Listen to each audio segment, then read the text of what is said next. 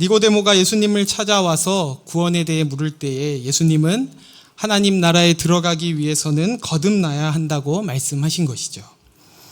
거듭남이란 다시 태어나는 것인데 우리의 육이 다시 태어나는 것이 아니라 죽었던 영이 성령으로 말미암아 다시 태어나는 것을 의미하는 것이죠.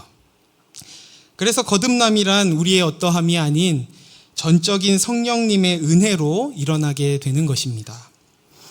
그렇다면 그렇게 성령으로 다시 태어난 자들에게는 어떤 변화가 있을까요? 거듭난 사람에게 일어나는 중요한 변화가 있는데 그것은 바로 죄에 대한 감각을 가지게 된다는 것입니다. 사실 아담의 타락 이후에도 인간에게는 여전히 양심이라는 것이 남아 있어서 하나님을 알지 못하는 자들도 일반적인 악에 대한 인식을 가지고 있기는 합니다. 그러나 거듭난 자, 성령으로 다시 태어난 자만이 그것을 넘어서 죄에 대한 감각, 하나님과의 관계에 대한 문제의식을 가지게 되는 것이죠. 오늘은 거듭남에 이어서 회개에 대해 살펴보려고 하는데요. 거듭남 다음에 회개를 다룬다고 해서 이것이 꼭 시간적인 순서를 의미하지는 않습니다. 그럼에도 거듭남 다음에 회개를 다루는 이유는 거듭남으로 죄에 대한 감각을 가진 자만이 진정한 회개를 할 수 있다는 이 논리적 순서를 따르는 것이죠. 지난 시간 거듭남의 여부를 무엇을 통해 확인할 수 있다고 했는지 기억나시나요? 우리 안에 하나님에 대한 경외심이 있는가로 확인할 수 있다고 했습니다. 이것이 적극적이고 또 능동적인 차원에서의 확인이라면 그 동전의 양면인 소극적이고 수동적 차원에서 우리는 거듭남의 여부를 우리 안에 죄에 대한 인식이 있는가로도 확인할 수 있는 것입니다. 성도님들께서 만일 죄에 대한 감각이 무뎌져 있고 그래서 죄에 대한 인식이 희미해져 있었다면 이 시간 다시 빛의 말씀 앞에서 죄를 깨닫고 진정으로 회개하는 복된 시간이 되길 주의 이름으로 소원합니다. 오늘 본문인 시편 51편은 그 제목처럼 다윗이 밧세바와 동침한 후 선지자 나단이 그에게 와서 죄를 고발할 때 지은 시인데요. 여기 기록된 다윗의 회개를 보면 참된 회개가 무엇인지 아주 잘 드러나 있습니다. 먼저 3절 상반절을 보면 다윗이 이런 고백을 하는데요. 물은 나는 내 죄가를 아오니. 다윗은 자신의 죄를 안다고 고백합니다. 여기서 안다는 것은 단순히 머리로 내가 죄를 지었다는 사실을 아는 정도를 얘기하는 것이 아니라 그가 경험적으로 알고 그래서 마음 깊숙이 알고 있다는 것입니다. 그런데 사실 다윗은 밧세바를 범하고 그것을 숨기기 위해 그의 남편 우리아를 죽인 후에도 그것이 바로 죄인 줄 알았나요? 네, 몰랐습니다. 다윗은 하나님이 부여하신 자신의 권력이 곧 자신의 권리라고 착각했던 것이죠. 이 시대적 배경을 생각하면 이런 다윗이 조금 더 이해가 되는데요. 당시 왕의 권력은 절대적인 것이어서 법 위에 있는 것이었습니다. 신이신 하나님이 눈에 안 보여서 세워달라고 한 것이 왕이죠. 그렇게 세워진 왕의 권력은 거의 신 같은 것이었던 겁니다. 뿐만 아니라 당시 사회적 구조에서 밧세바는 이런 왕의 제안을 거절할 수 있는 권한이 없는 약자였기 때문에 왕의 부름을 거절하는 것이 오히려 더 큰 죄처럼 여겨지는 그런 상황이었던 것이죠. 그래서 다윗은 밧세바를 범한 자신의 행동이 옳지 않고 비도덕적인 것 정도로는 생각했을지 모르지만 그것이 법적으로 그리고 하나님 앞에서 큰 죄가 된다는 사실까지는 인지하지 못했던 것 같습니다. 이와 같이 세상은 죄를 상대적인 것으로 여깁니다.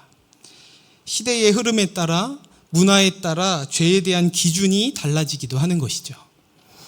간단한 예를 들면 과거에는 노예제도나 일부 다처제 같은 사회 제도들이 용인되었습니다. 그러나 오늘날에는 인권에 대한 인식이 달라지고 또 사회에 대한 이해가 달라지면서 이러한 것들이 법적으로 금지되었죠.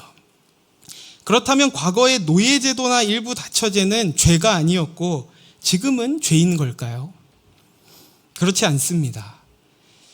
죄는 시대와 문화가 기준이 되는 것이 아니라 오직 하나님의 말씀이 기준이 됩니다.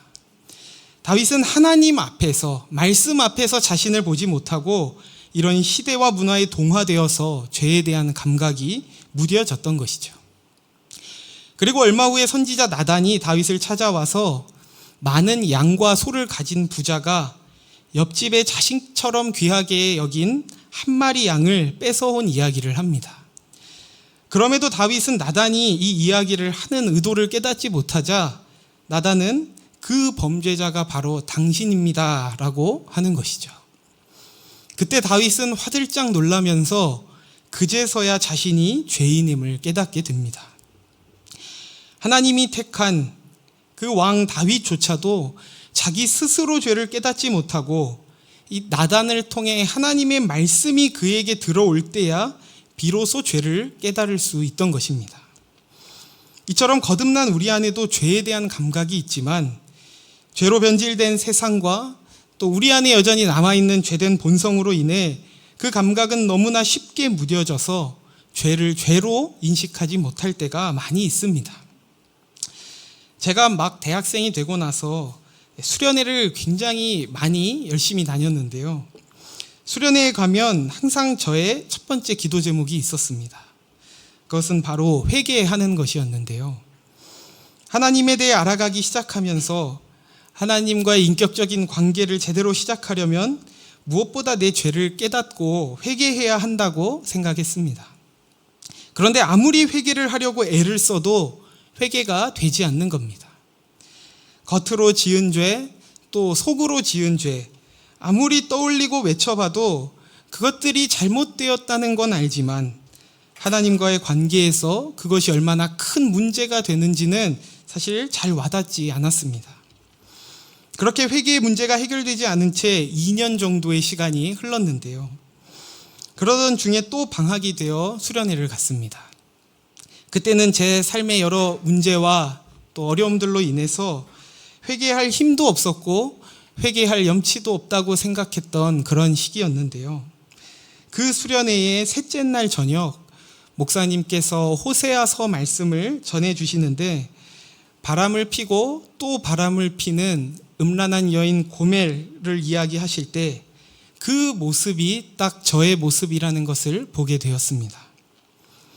내가 짓는 죄가 그냥 도덕적 죄가 아니라 나를 위해 죽으시고 나를 구속하셔서 신랑이 되신 예수 그리스도를 배반하는, 그것도 수없이 반복해서 배반하는 죄를 짓고 있었다는 것을 그때 깨닫게 된 것이죠. 그리고 그런 고멜을 끝까지 포기하지 않는 호세아를 통해 주님께서 나를 어떻게 용서하시고 사랑하시는가를 가슴 깊이 경험하게 되었습니다. 그렇게 회개가 잘 되지 않던 시간들을 통해 배우게 된 것은 단순히 내 잘못들을 떠올리고 나열하는 것으로는 결코 스스로 죄를 깨닫지 못한다는 것이었습니다. 오직 하나님의 말씀이 우리 속에 들어올 때, 거룩하신 성령께서 그의 빛으로 우리를 비추실 때 비로소 우리의 어둠이 드러나고 죄를 깨달을 수 있다는 것입니다.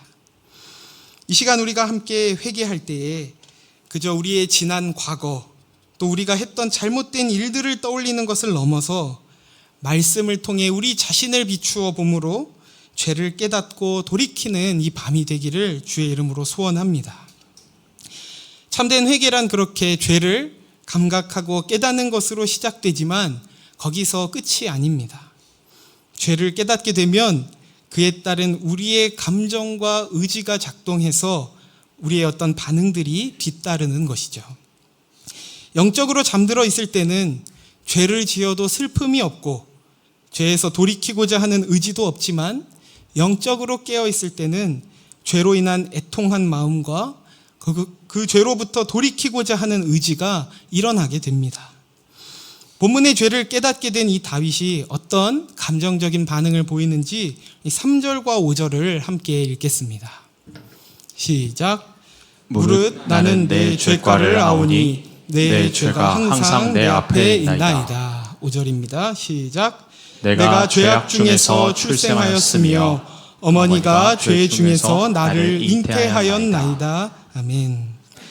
내 죄가 항상 내 앞에 있습니다. 내가 죄악 중에 출생했습니다 라는 것은 쉽게 말하면 나는 죄 덩어리입니다 라는 것입니다. 자신이 뼛속까지 죄인이라는 사실에 대한 애통함을, 그 탄식을 쏟아내고 있는 것이죠.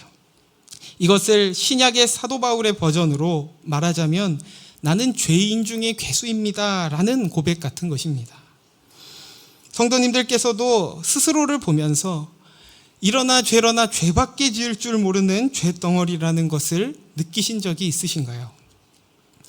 우리는 나름대로 선한 의도와 마음을 가지고 선한 일들을 하려 하지만 그것이 선한 결과로 드러나지 않고 악한 우리의 실체만 드러낼 때가 많이 있습니다.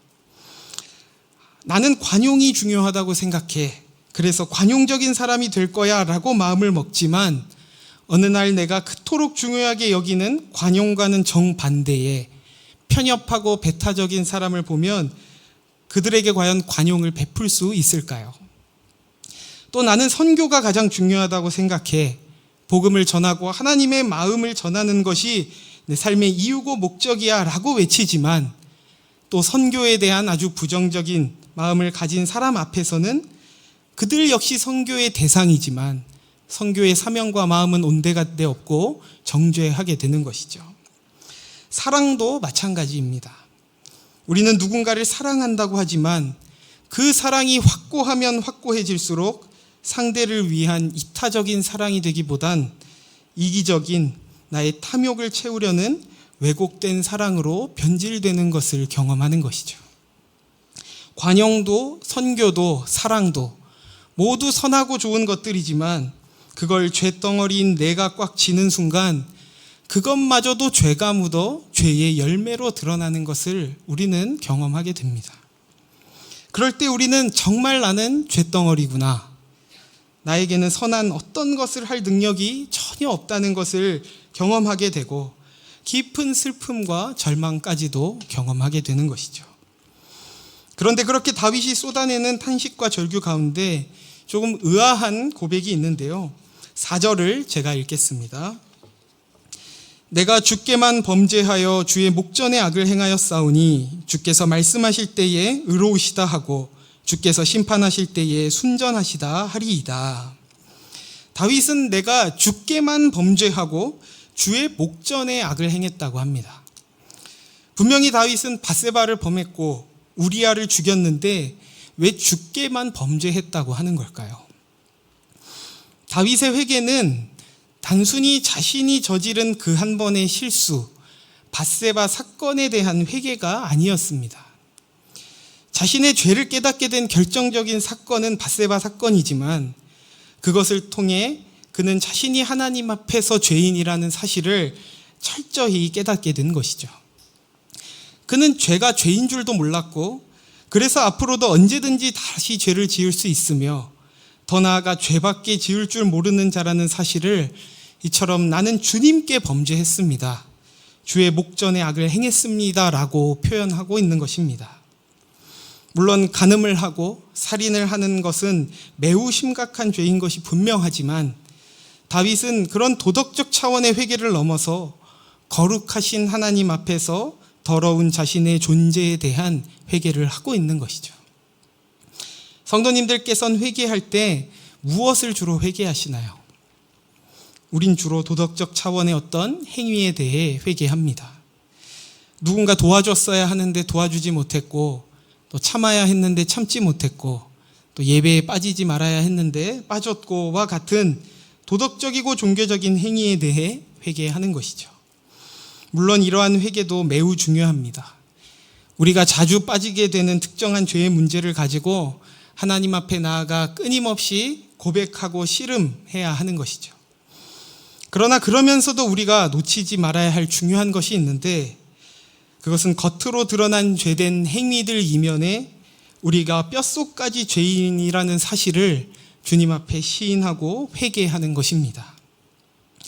우리가 지은 어떤 죄에 대해 회개할 때 우리는 보통 다시 동일한 상황이 주어지면 같은 실수를 반복하지 말아야지라고 다짐하지만 어쩌면 내가 했던 그 실수는 실수가 아닐 수 있습니다. 그렇게밖에 못하는 것이 우리의 실력이고 한계인 것이죠. 그게 다만 실수가 아니라 우리의 존재라는 것을 마주할 때 우리는 우리 자신에 대한 더 깊은 애통과 절망을 경험하게 됩니다. 그러나 그럼에도 감사한 것은 우리에게 그런 절망은 끝이 아니라 진정한 소망과 회복으로 나아가게 하는 힘이 된다는 건데요. 회개를 한자로 풀면 후회할 회에 고칠 개입니다. 앞에서 말씀드린 것처럼 참된 회개에는 감정적이고 의지적인 반응이 뒤따른다고 했는데 그것을 너무 잘 보여주지 않나요? 우리가 죄를 깨닫게 되면 1차적으로 후회하고 슬퍼하고 또 절망하지만 거기서 머무는 것이 아니라 돌이키고 또 고치려고 하는 의지가 일어나게 된다는 겁니다. 다들 그런 의지가 있으신가요? 네. 만일 지금 자신 있게 대답하지 못하셨다면 아마 그것은 의지가 없으셔서가 아니라 자꾸 넘어지고 실패하다 보니 그 의지를 내기가 두려워진 것일 겁니다. 그렇다면 그런 의지가 있음에도 우리는 왜 자꾸만 넘어지고 또 넘어지는 걸까요? 우리 안에서 죄에서 돌이키려는 의지가 일어날 때 우리는 그 의지를 어디에 보통 쓰냐면 죄를 짓지 않으려는 데 씁니다. 두 주먹을 불끈 쥐고 마음을 굳게 먹고 죄를 안 지어보려고 애를 쓰는 것이죠. 그러나 죄에서 진정으로 돌아서게 하는 능력은 우리 안에 있는 것이 아니라 우리를 새롭게 하시는 하나님으로부터 온다는 것을 잊지 말아야 합니다. 그래서 우리에게 일어난 그 의지로 진짜 해야 하는 일은 다시 하나님께 나아가는 것입니다. 하나님 앞에 나아가도 또 죄를 짓던데요? 라는 분이 계실 수도 있을 것 같은데요. 그럼 거기서 내가 뭘 더 해야 하는 것이 아니라 하나님 앞에 정말 제대로 나아갔는지를 먼저 점검해야 하는 겁니다.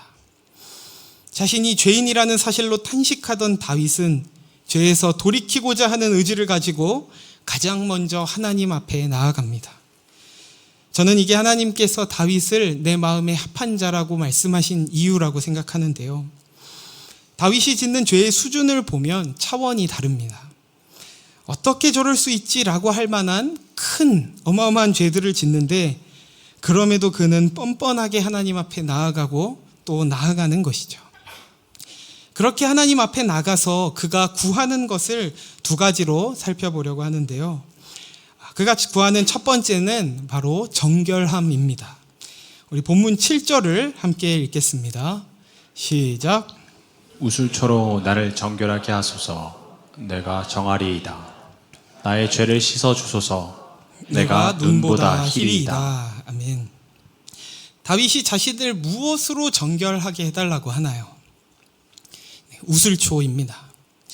우슬초가 뭐냐면 당시 부정한 병으로 여겨졌던 문둥병에서 완전히 치유가 되면 그가 부정한 상태에서 벗어났다는 것을 확인하고 표시하기 위해 짐승의 피를 찍어서 그 사람의 몸에 뿌리는 정결 의식에 사용된 식물이 우슬초입니다. 그렇다면 신약 시대에 와서 부정한 자를 정결한 자로 만들기 위해 모든 물과 피를 뿌린 우슬초가 누구시죠? 네, 예수 그리스도십니다. 우리는 내가 회개하면 당연히 용서가 뒤따라야 한다고 생각하곤 하는데요. 우리의 죄가 용서받을 수 있는 근본적인 이유는 우리의 회개에 있지 않습니다. 우리의 죄를 용서하시기 위해 하나님의 아들 예수께서 그의 모든 피를 다 쏟으시는 그 영원한 제사로 인해 우리의 죄가 용서받을 수 있는 길이 열리게 된 것입니다. 그렇기에 죄를 이기는 힘 또한 오직 예수의 보혈에 있음을 믿으시기 바랍니다. 그래서 우리는 진정으로 회개하기 위해 죄에서 돌이키기 위해선 무엇보다 우리를 위해 쏟으신 예수의 피를 기억해야 하는 것이죠. 우리가 낙심되고 좌절될 때마다 그래서 예수께서 피를 흘리셨지. 또 넘어지고 패배할 때마다 예수의 피가 우리에게 영원한 승리를 주셨지라는 사실을 기억하며 하나님 앞에 또 나아가는 것이 진정한 회개인 것입니다. 그렇게 내 눈물로 죄를 씻을 수 있는 것이 아니라 오직 예수의 피만이 우리를 정결하게 하며 그 피를 의지하며 나가는 저와 여러분에게 그 죄를 이길 힘과 새 마음도 주실 줄 믿습니다. 다윗이 의지적으로 하나님께 나아가 구한 두 번째는 새 창조입니다. 우리 10절도 함께 읽겠습니다. 시작. 하나님이여 내 속에 정한 마음을 창조하시고 내 안에 정직한 영을 새롭게 하소서. 아멘. 우리는 회개하여 죄 사함을 받는 것을 마치 무엇처럼 생각하냐면 마이너스였던 우리를 제로의 상태로 만들어준다고 생각합니다. 회개란 그저 죄를 용서받아 제로, 무의 상태가 되는 것이 아니라 선한 마음과 능력까지 얻어 플러스의 상태가 되는 것과 같다는 건데요. 10절을 보면 다윗은 자신 안에 새로운 창조를 구하고 있습니다. 창조라는 말은 그 속성상 무에서 유를 만들어내는 것이기 때문에 다윗은 자기 안에 선한 것이 전혀 없다는 것을 인정하는 것이죠. 그러나 창조주이신 하나님은 그런 자신 안에 정직하고 선한 것들을 만들어내실 수 있고 이전과는 다른 새 존재로 변화시키고 회복시켜 주실 수 있음을 믿은 것입니다. 하나님께서는 우리에게 너가 회개했으니 이제까지 지었던 죄는 없는 걸로 해주고 처음부터 너가 다시 한번 잘해봐라 라고 하는 것이 아니라 이제 내가 그 죄를 이길 수 있는 새 마음과 새 영까지 내 속에 창조할 것이니 다시 일어나라 라고 말씀하시는 것이죠. 어차피 나도 죄짓고 너도 죄짓고 우린 다 죄짓는데 어쩔 수 없는 거지. 남들도 다 그러는데 이 정도는 괜찮겠지라는 생각을 가진 분이 계시지는 않으신가요? 죄를 반복하다 보면 죄와의 씨름을 포기하고 싶은 유혹이 늘 찾아옵니다. 어차피 또 안 될 거야. 이 문제는 하나님도 어쩔 수 없어. 라는 체념과 타협의 마음이 우리 안에 일어나게 되는 것이죠. 그리고 그것이 반복되면 점점 이 땅에서 하나님 나라의 백성으로 새 존재로 살 수 있을 거란 기대와 상상력을 잃어버리게 됩니다. 그렇게 점점 하나님의 능력으로 사는 새 삶과 멀어지게 되는 것이죠. 어떤 부분에서는 그 사탄의 유혹이 맞는 말처럼 보이기도 합니다. 너도 나도 죄를 짓고 앞으로도 우리는 어쩌면 다시 죄를 지을 것입니다. 그러나 정말 우리가 그렇게 죄로부터 자유할 수 없다는 사실을 안다면 우리는 더더욱 다윗처럼 하나님 앞에 나아가 우리를 새롭게 빚어주시기를 구해야 할 줄 믿습니다. 죄를 용서하는 것까지만 하나님이 해주시는 영역이고 그 이후의 삶은 우리가 다 책임져야 하는 것이 아니라 날마다 주님이 주시는 새 마음과 새 능력으로 살아가는 것까지가 진정한 회개라는 사실을 기억하셔서 주님 앞에 나아가 회개할 때 하나님께서 여러분 안에 새로운 삶에 대한 기대와 상상력을 회복시켜 주시는 은혜가 있기를 주의 이름으로 축복합니다. 그렇게 다윗이 주님 앞에 나아가 변화를 구하고 그래서 속사람이 새롭게 창조된다면 그것은 다만 내적으로 눈에 보이지 않는 변화에만 그치는 것이 아니라 자연스럽게 겉으로의 삶의 변화도 일어나게 되는데요.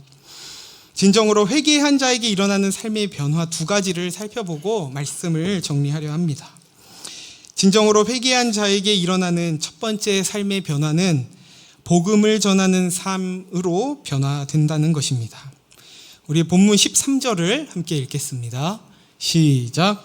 그리하면 내가 범죄자에게 주의 도를 가르치리니 죄인들이 주께 돌아오리이다. 아멘.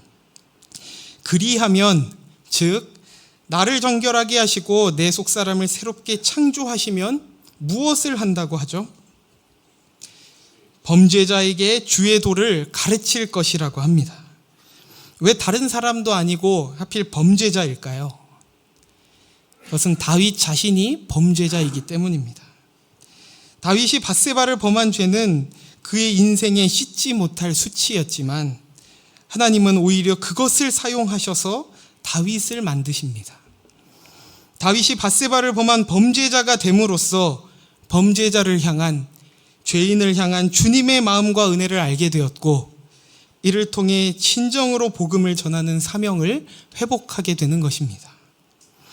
많은 실패와 좌절을 겪어본 사람만이 할 수 있는 것이 있는데요. 그것이 뭔지 아시나요? 그 어떤 이도 쉽게 정죄하지 못한다는 것입니다.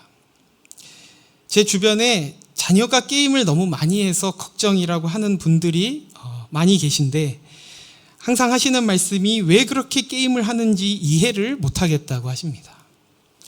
그런데 저는 그런 친구들을 누구보다 잘 이해할 수 있는데요. 왜냐하면 제가 심각한 게임 중독자였기 때문입니다. 눈물 젖은 빵을 먹어보지 않은 자와는 대화를 할 수 없다라는 말을 아실 텐데 그 말을 조금 바꿔서 PC방에서 날밤을 새보지 않은 자와는 대화를 할 수 없는 것이죠.